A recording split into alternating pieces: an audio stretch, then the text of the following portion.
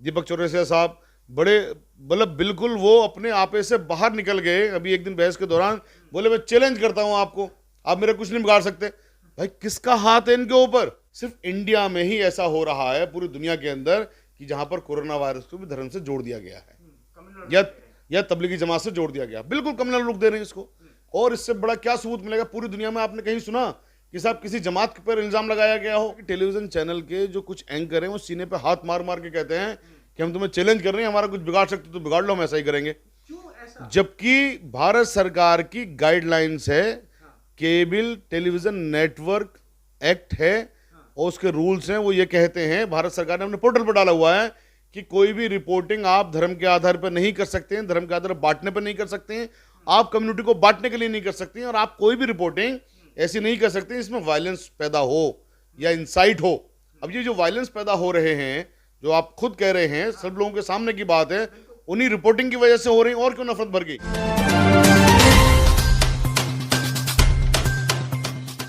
Corona virus जैसी बीमारी को बाकायदा तौर पर अब एक ऐसा माहौल तैयार करके एक ख़ास कम्युनिटी से जोड़कर देखा जाने लगा, और उस कम्युनिटी को उस बीमारी के नाम से आगे बढ़ाया जाने लगा कि मुसलमान यानी कोरोना वायरस यानी मुसलमान। बहुत सारी बातें ऐसी भी आई हैं कि मुसलमानों को एक जगह जाने के बाद उनको आईडी कार्ड देखकर पहचाना जा रहा है और उनसे कहा जा रहा है कि आप हमारी कम्युनिटी के, आप हमारी गली में नहीं आएंगे, इलाके के कंपाउंड में नहीं आएंगे, क्योंकि आप मुसलमान हैं, सिर्फ इसलिए।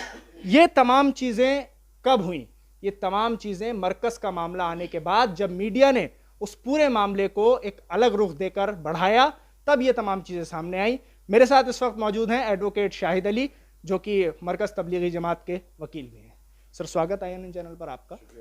पहला सवाल आपसे यह है शाहिद अली साहब, मुसलमानों को आज देखा जा रहा है कि ये कोरोना वायरस की वजह है, उनको बताया जा रहा है कि ये कोरोना वायरस का बम है। तबलीगी जमात का मामला सामने आने के बाद ये तमाम चीज़ें सामने आई हैं, क्या कहेंगे पूरे मामले? देखिए, जिस तरह से कोरोना वायरस वुहान में पैदा हुआ या चीन में पैदा हुआ, वहाँ से चला पूरी दुनिया में फैला। इंडिया भी अपवाद नहीं है उसका, इंडिया में भी वो आया और उसी ज़रिए से आया। तो जिस तरह से कोरोना वायरस को पैदा किया वुहान ने, उसी तरह से कोरोना वायरस को तबलीगी जमात से या मुसलमानों से जोड़ा दिल्ली के chief minister mister Arvind Kejriwal साहब ने, सांप्रदायिक राजनीति के तहत। और इसको पूरी तरह सांप्रदायिक रंग जो देने का काम किया वो केजरीवाल साहब ने किया। इसके पूरे पुख्ता सबूत हमारे पास हैं कि ये जो सियासत की इस पर, कोरोना वायरस जैसी गंभीर बीमारी पर, एक तरफ तो वो ड्रामा पूरा करते हैं कि हम सब इससे लड़ रहे हैं, दूसरी तरफ उन्होंने जो बहुत खतरनाक खेल खेला कि इसको मजहब से जोड़ दिया। अब आज की डेट में जो पूरे मुल्क के अंदर फैलाया जा रहा है कि साहब टोटल 100% पेशेंट्स में से 30% पेशेंट सिर्फ तबलीगी जमात के हैं। जब हम कहते हैं भाई 70% पेशेंट किससे हैं, कोई नहीं बताते। और इन 100% पेशेंट का जो ओरिजिन है वो कहाँ से है, उस पर बात करने को तैयार नहीं होते। देखिए, जितने भी पेशेंट इस मुल्क के अंदर हैं या पूरी दुनिया में कहीं भी हैं, वो सब किसी ना किसी तरीके से वुहान से जुड़े हुए हैं। लोग जिन्होंने फॉरेन विजिट किया या लोग जो फॉरेन से यहाँ पर आए। अब फॉरेन से इंडिया में जो लोग आ रहे हैं उनको रोकने की जिम्मेदारी भारत की सरकार की थी। भारत की सरकार के उन अफसरों की, जिन अफसरों की ड्यूटी लगी होती थी। आज खुद केजरीवाल साहब ने प्रेस कॉन्फ्रेंस की दिल्ली में, ये कहा कि तमाम मरीज बाहर से आए हैं, तमाम मरीज बाहर से आए हैं। तो जब उनका ये खुद का मानना है कि तमाम मरीज बाहर से आए हैं, फिर वो एक तबलीगी जमात से उनको जोड़ देने का क्या मतलब?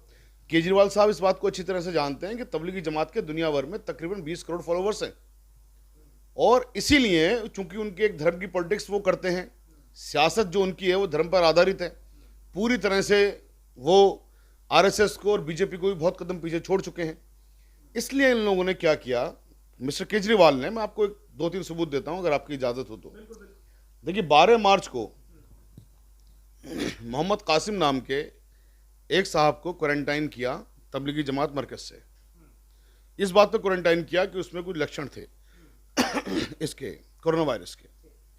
तो दिल्ली की सरकार को ये बात पता थी 12 मार्च को कि वहाँ पर कोरोना वायरस के किसी मरीज को लक्षण मिले हैं। ये मैं नहीं कह रहा हूँ, ये खुद उनकी पार्टी के MLA साहब का कहना है, पता नहीं झूठ कह रहे हैं या सच कह रहे हैं। लेकिन जो एक बात सच है वो ये है कि 17 मार्च को तेलंगाना में 3 तबलीगी जमात के लोगों को कोरोना वायरस पॉजिटिव पाया गया। जब 17 तारीख को 3 कोरोना वायरस के पॉजिटिव पाए गए, तबलीगी जमात से जुड़े हुए थे, तो इसका क्या मतलब था कि यहाँ पर तबलीगी जमात में जितने भी लोग थे मरकज के अंदर, इन सबको वहां से निकालना था दिल्ली की सरकार ने। ये दिल्ली की सरकार की जिम्मेदारी थी। दिल्ली की सरकार ने अपनी वो जिम्मेदारी पूरी नहीं की, इनको निकाला नहीं, इनको क्वारंटाइन भी नहीं किया, इनको आइसोलेट भी नहीं किया यहाँ से, और इनको कोई दवा भी यानी कोई डॉक्टर भी इनको मुहैया नहीं करवाई। तो ये 3-4 चीज़ें दिल्ली की सरकार की फौरन बन जाती थी। जब तेलंगाना में यहाँ पर 3 लोग मिले जो मरकज से गए थे, जिनको कोरोना वायरस पाया गया था, तो दिल्ली सरकार की ये जिम्मेदारी बन जाती थी कि यहाँ पर फौरन वो डॉक्टर की टीम भेजते, सब लोगों का चेकअप करवाते, सब लोगों को फौरन क्वारंटाइन करते, आइसोलेट करते और मरकज को खाली करवाते। ये ताकत दिल्ली सरकार के पास थी। दिल्ली सरकार ने इस ताकत का इस्तेमाल नहीं किया। क्यों नहीं किया? ताकि वो अपनी जो घृणात्मक पॉलिटिक्स है, जो उनकी धर्म आधारित पॉलिटिक्स है, या वो अपनी नाकामियों का ठीक रहा, या भारत सरकार के उन अफसरों की नाकामियों को ठीक रहा जिनकी वजह से कोरोना वायरस इंडिया के अंदर आया, तबलीगी जमात के ऊपर फोड़ सके। अब देखिए चेन ऑफ इवेंट्स क्या होते हैं। 24 तारीख को जब लॉकडाउन की घोषणा कर दी ऑनरेबल प्राइम मिनिस्टर साहब ने, और क्या कहा, जो जहां है वहीं रहेगा। तो जमात के लोगों ने क्या किया, जो जहां थे वहीं रुके। उन लोगों ने मरकज छोड़कर नहीं निकले। वो अगर मरकज छोड़कर निकल गए होते वो उस वक्त, तो कितना बुरा हाल हो जाता। अब 25 मार्च को उन्होंने डीएम साहब को एप्लीकेशन दी कि साहब यहां से हमें कर्फ्यू पास दे दिए ताकि ये हमारी लिस्ट है, लोग अपने अपने घरों पर जा सकें। जब इनको मालूम है कि यहां पर 17 मार्च को इनको पता लग गया कि क्वारंटाइन के मरीज हैं, ये 25 मार्च तक क्यों वेट कर रहे थे? और जब 25 मार्च को परमिशन मांगी गई थी, तब परमिशन क्यों नहीं दी इनको? 26 मार्च को भी परमिशन नहीं दी, 27 को भी नहीं दी, 28 को नहीं दी, 29 को नहीं दी, 30 को नहीं दी, 31 को नहीं दी। दूसरी बात अब सुनिए, इसमें ना सिर्फ परमिशन दी बल्कि इन्होंने डॉक्टर्स को नहीं बुलाया। 27 मार्च को पहली बार वहां पर डॉक्टर्स आए।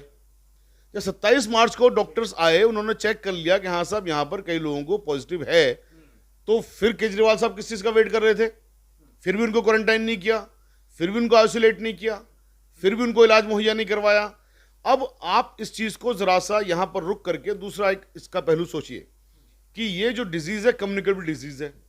खुद केजरीवाल साहब ने आज कहा कि साहब एक आदमी वो जाने कितने लोगों को फैला देता है, और ये बात फैक्ट भी है। तो जब केजरीवाल साहब को ये था कि 17 मार्च को जो तेलंगाना में पेशेंट मिले हैं, जो मरकज से गए हैं, हो सकता है 2-3 लोग और उनसे पॉजिटिव हुए हों, तो उन लोगों को वहां से फौरन नहीं हटाने का क्या मकसद था? क्या केजरीवाल साहब ये चाहते थे कि ये जो चूंकि कम्युनिकेबल डिजीज है, ये और लोगों को भी फैले जो मरकज के अंदर है, इसीलिए उन सबको वहां पर बंद करके रखा ताकि ये तमाम लोगों के अंदर जितने भी वहां मौजूद हैं सबके अंदर फैल जाए। तो बेसिकली इस डिजीज को अगर वो उस दिन 17 मार्च को एक आदमी के अंदर होगी, तो 30 मार्च तक वहां पर जितने भी लोग हैं सबके अंदर पहुंचना है, सबके अंदर वो फैलना बहुत मुमकिन बात है, जिसके लिए इसके जिम्मेदार सिर्फ और सिर्फ केजरीवाल साहब हैं, जो उन्होंने इस घृणित पॉलिटिक्स के तहत किया जो धर्म के आधार पर ये लोग करते हैं। आप पूरी तरह से जिम्मेदार ठहरा रहे हैं दिल्ली सरकार को, अरविंद केजरीवाल को, कि ये तमाम चीजें इन्होंने की हैं। लेकिन एक तरफ अगर रुख डालते हैं देश के नेशनल मीडिया की तरफ, वो पूरा मीडिया इस चीज को बता रहा है और हर एक जन जन बच्चे तक ये बात पहुंचा रहा है कि कुल मिलाकर मौलाना साद इस पूरे मामले के जिम्मेदार हैं, अब वो फरार हैं, अब वो छुपे हुए हैं। पहला सवाल आपसे मेरा इस मुद्दे को लेकर यही है कि क्या वाकई मौलाना साद फरार हैं, वो छुपे हुए हैं? जैसा कि आप भी डिबेट पर जाते हैं, आपने भी बातें काफी बताई हैं वहां जाकर, सवाल वहां यही हो रहे हैं कि क्या मौलाना साद फरार हैं? वो आके क्यों नहीं कहते? अब तक तो उस चीज़ का आपको आंसर पता लग ही गया होगा, लोगों को भी मालूम है कि कोई फरार नहीं है, बेकार की बात है। जब 2-2 नोटिस का जवाब दे रहे हैं, नोटिस उनको मिल रहा है। देखिए, सरकार की तरफ से या सरकारी संस्था की तरफ से, क्राइम ब्रांच की तरफ से अगर नोटिस मिल रहा है मौलाना साद साहब को, तो इसका मतलब यह है कि वो फरार तो नहीं हो सकते। जब नोटिस उनको मिला है, नोटिस मिला है तो इसका मतलब उनको मिला है ना नोटिस, इसका जवाब भी दिया है, तो फरार कैसे हो गए वो? नोटिस मिला है, नोटिस का जवाब दिया है। लफ्ज़ फरार चूंकि एक आईपीसी का एक सेक्शन है या आईपीसी का एक लफ्ज़ है, एब्सकॉन्ड होना, फरार होना, कोर्ट को बहुत वक्त लगता है किसी को फरार घोषित करने में। कोई अगर उनकी प्रेजेंस वहाँ पर मांगी जा रही है, प्रेजेंस में नहीं आ रहे हैं, ठीक है, पुलिस उनकी प्रेजेंस चाहती है, नहीं आ रहे हैं, सम्मन जा रहे हैं, नहीं आ रहे हैं, ठीक है, तब जाके कोर्ट में एप्लीकेशन देकर उनको फरार घोषित करवाया जाता है, इनाम होता है, सारी चीज़ें होती हैं। हमारी मीडिया ने नोटिस मिलने के बाद और नोटिस के जवाब देने के बावजूद भी ये चलाया कि साहब मौलाना साहब फरार हैं। कितनी विचित्र बात है।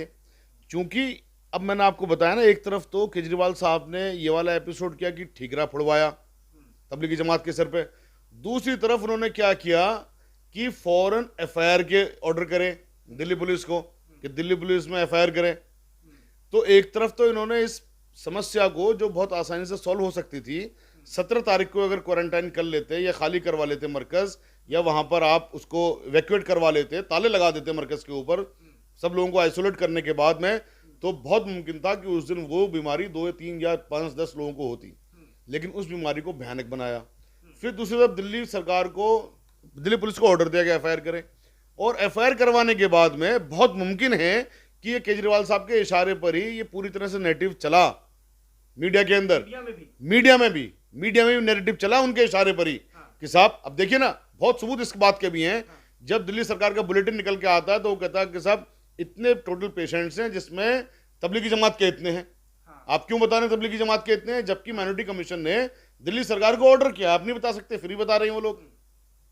तो जो दिल्ली सरकार की संस्था है माइनॉरिटी कमीशन, वो ऑर्डर कर रही है, फिर भी आप बता रहे हैं, इसका मतलब ये घृणित पॉलिटिक्स आप कर रहे हैं। तो खास बता रहे हैं एक बीमारी को आप भयानक रूप दिलवा रहे हो, फिर आप एफआईआर करवा रहे हो, फिर आप उनको फरार घोषित कर रहे हो उसी मीडिया के जरिए, जो मीडिया आपके कहने पर बहुत कुछ करती है। हमने दिल्ली इलेक्शन भी देखा है, इसी मीडिया ने इनको हीरो बनाने का भी काम किया था केजरीवाल साहब को, और यही मीडिया फौरन, मुझे बड़ा ताज्जुब हुआ, मैंने और भी कई मीडिया ऐसे देखे जो बहुत स्वतंत्र अपनी रिपोर्टिंग करते थे, इस बार उन लोगों ने भी बिल्कुल मरकज को, जैसे कि इस कोरोना वायरस को वुहान में ना पैदा हुआ हो, मरकज ने पैदा किया हो, इस तरह से इस चीज को दिखाया गया। कितने अफसोस की बात है सर, बीमारी एक्ट ऑफ गॉड होती है, इसमें किसी का वश नहीं है। आज तक की रिपोर्ट ये है, और बाकी इन्वेस्टिगेशंस में आ जाएगा चाइना ने इसे अपने आप पैदा किया है या ये किसी वजह से पैदा हुई है, वो तो बात की बात है। लेकिन बीमारी जो पूरी दुनिया के अंदर फैली, अब अमेरिका के अंदर क्या तबलीगी जमात ने फैला दी, इटली के अंदर क्या तबलीगी जमात ने फैला दी। पूरे इटली में सिर्फ 5 मस्जिदें में हैं, सिर्फ 5 मस्जिदें हैं, उनमें भी नमाज पढ़ने की इजाजत नहीं है, तो वहां कैसे फैल गया? और इतने ज्यादा लोग वहां पर हलाक हुए हैं, अमेरिका के अंदर कितने ज्यादा लोग हलाक हुए हैं। तो ये जो चीज है सिर्फ इंडिया में ही ऐसा हो रहा है, पूरी दुनिया के अंदर, कि जहां पर कोरोना वायरस को भी धर्म से जोड़ दिया गया है या तबलीगी जमात से जोड़ दिया गया, बिल्कुल कम्युनल लुक दे रहे हैं इसको। और इससे बड़ा क्या सबूत मिलेगा पूरी दुनिया में? आपने कहीं सुना कि साहब किसी जमात पर इल्जाम लगाया गया हो कि साहब इस जमात ने कर दिया? अगर जमात ने कर दिया तो मैं एक सिर्फ सब लोगों से एक बात मैं करता हूं कि इटली में, जहां पूरे इटली में सिर्फ 5 मस्जिदें हैं, जहां इटली में उन मस्जिदों में भी नमाज पढ़ने की इजाजत नहीं है, जहां वहां पर कोई भी आपको कोई भी इस्लामी काम या त्योहार को मनाने की इजाजत नहीं है, उस जैसी जगह में भी कोरोना वायरस की वजह से जब हजारों लोग मरते हैं, तो वहां पे किसने फैला दिया? वहां वो विकट स्थिति हो गई, कैसे हो गई?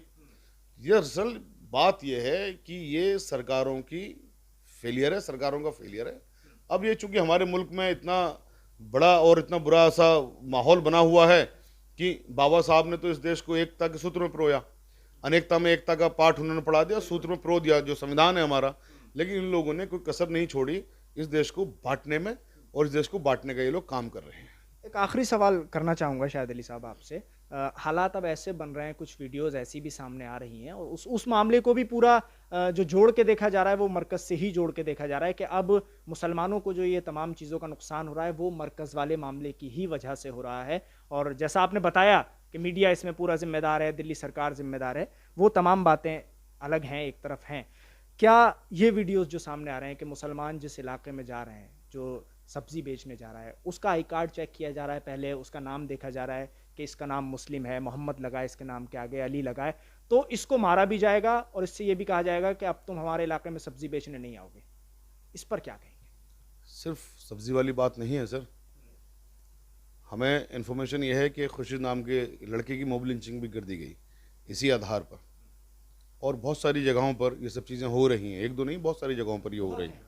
ठीक है, ये दरअसल जो भी कुछ हुआ, जैसे मैंने आपको बताया कि एक तरफ तो बीमारी को विकट बनाया, दूसरी तरफ कम्युनल इरादे से उसमें एफआईआर करवा के मीडिया के जरिए नैरेटिव फैलाया गया, और उस नैरेटिव के जरिए मुसलमानों के खिलाफ नफरत भर दी गई, और इस कदर नफरत भर दी गई, जैसा कि टेलीविज़न चैनल ने दिखाया, आपने खुद भी अभी बताया शुरू में, कोरोना बम, आतंकवादी हैं, तालिबानी सोच हैं। और मुझे बड़ा ताज्जुब होता है कि टेलीविज़न चैनल के जो कुछ एंकर हैं वो सीने पे हाथ मार मार के कहते हैं कि हम तुम्हें चैलेंज कर रहे हैं, हमारा कुछ बिगाड़ सकते तो बिगाड़ लो, हम ऐसा ही करेंगे। जबकि भारत सरकार की गाइडलाइंस है, केबल टेलीविज़न नेटवर्क एक्ट है और उसके रूल्स हैं, वो ये कहते हैं, भारत सरकार ने अपने पोर्टल पर डाला हुआ है कि कोई भी रिपोर्टिंग आप धर्म के आधार पर नहीं कर सकते हैं, धर्म के आधार पर बांटने पर नहीं कर सकते हैं, आप कम्युनिटी को बांटने के लिए नहीं कर सकते हैं, और आप कोई भी रिपोर्टिंग ऐसी नहीं कर सकते इसमें वायलेंस पैदा हो या इंसाइट हो। अब ये जो वायलेंस पैदा हो रहे हैं, जो आप खुद कह रहे हैं, सब लोगों के सामने की बात है, उन्हीं रिपोर्टिंग की वजह से हो रही है। और क्यों नफरत भर गई? और क्या चाहिए भारत सरकार को? क्यों इन टेलीविजन के लाइसेंस रद्द नहीं किए जा रहे हैं? बड़े ताज्जुब की बात है, उन टेलीविजन के लाइसेंस क्यों रद्द नहीं किए जा रहे हैं जो रात दिन सिर्फ नफरत भरने का काम कर रहे हैं? इस कोरोना वायरस जैसी बीमारी से बजाय लड़ने के, ऑनरेबल प्राइम मिनिस्टर साहब को बजाय मदद करने के कि इस लड़ाई में उनका साथ दें, देश का साथ दें, भारत का साथ दें, भारत की संवैधानिक और इंस्टीट्यूटरी बॉडीज का साथ दें, ये पूरी तरह से माहौल को इन्होंने बिगाड़ दिया और इस देश के अंदर ये हिंदू मुस्लिम दंगे करवाना चाहते हैं। इसलिए हमारी मांग है भारत सरकार से कि जब ये एक्ट का वायलेशन कर रहे हैं, गाइडलाइंस हैं जो कि भारत सरकार ने अपने पोर्टल पर डाली हुई हैं मार्च में, और 25 फरवरी की गाइडलाइंस हैं जिसमें ये लिखा हुआ है कि इस तरह की रिपोर्टिंग नहीं कर सकते, तो फिर भारत सरकार के वो कंसर्न ऑफिशियल्स या मिनिस्ट्री ऑफ इंफॉर्मेशन ब्रॉडकास्टिंग किस चीज़ का इंतजार कर रही है? क्यों इनके लाइसेंस कैंसिल नहीं कर रही है? क्यों इनको नोटिस देने का काम नहीं कर रही है? दीपक चौरसिया साहब बड़े मतलब बिल्कुल वो अपने आपे से बाहर निकल गए। अभी एक दिन बहस के दौरान बोले मैं चैलेंज करता हूं आपको, आप मेरा कुछ नहीं बिगाड़ सकते। भाई किसका हाथ है इनके ऊपर? सोचने वाली बात यह है कि वो किस वजह से कह रहे हैं। जब हम उन्हें कानून बता रहे हैं कि भाई कानून ये है, आप संवैधानिक संस्थाओं का मजाक नहीं उड़ा सकते हैं, आप इंस्टीट्यूटरी संस्थाओं का मजाक नहीं उड़ा सकते हैं, तो कह रहे हैं जी हम तो ऐसे ही कहेंगे, हमारा कोई कुछ नहीं बिगाड़ सकता, हम तो कहेंगे तालिबानी सोच, हम तो कहेंगे तालिबानी काम है। अब बताइए तबलीगी जमात को आप तालिबान से जोड़ रहे? मतलब जिस जमात ने 100 साल में कभी कोई ऐसा शिकायत का मौका नहीं दिया कि उनके खिलाफ एक भी इल्ज़ाम किसी भी तरह का हो, और उस जमात के खिलाफ अचानक आप उनको तालिबानी बना दो, टेररिज्म से जोड़ दो, आतंकवाद से जोड़ दो, और फिर आप लोगों के दिलों में नफरत भरो। जो हमारे हिंदू भाई हैं उनके दिलों में नफरत आपने भरी। उन लोगों ने कानून को अपने हाथ में लिया, कितने लोग बुक हुए हैं, कितने लोग उसमें उसकी वजह से उनको जुल्म सहना पड़ रहा है। तो अब भी आप किस चीज़ का वेट कर रहे हैं? सरकार ने पहले गलती कर दी कि लोगों को, विदेशियों को यहाँ पर आने दिया बिना चेकअप के। अब सरकार गलती कर रही है कि इन टेलीविज़न पे, ऐसे टेलीविज़न चैनल्स पे जो इस तरह की नफरतें फैलाने का काम कर रहे हैं, उन पर कोई बंदिश लगाने का काम अभी तक नहीं हुआ है। हम रिक्वेस्ट करते हैं भारत सरकार से कि वक्त रहते हुए इन पर एक्शन लेने का काम कर लीजिए। लोग कानून पर बहुत यकीन करते हैं और कानून हमारा बहुत खूबसूरत है। इस कानून का जो खूबसूरती है, या इस कानून पर जो लोग यकीन करते हैं, आप ऐसा मैसेज दीजिए कि लोगों का यकीन कानून के ऊपर बना रहे और लोगों का यकीन उस पर पुख्ता हो। बहुत शुक्रिया शाहिद अली साहब इस पूरे मुद्दे को लेकर INN चैनल पर बात करने के लिए। एडवोकेट शाहिद अली ने साफ तौर पर यह कह दिया है कि मरकज मामले को पूरी तरह से दिल्ली सरकार ने बिगाड़ा और उसको कम्युनल रंग देने में साफ तौर पर देश के नेशनल मीडिया ने, मेन स्ट्रीम मीडिया ने मदद की है। और साफ तौर पर शाहिद अली एडवोकेट ने यह भी कह दिया है कि जो नफरत फैलाने वाले टीवी चैनल्स हैं, एंकर हैं, उनके खिलाफ पुख्ता तौर पर कार्रवाई होनी चाहिए। दिल्ली से INN चैनल के लिए साहिल नकवी।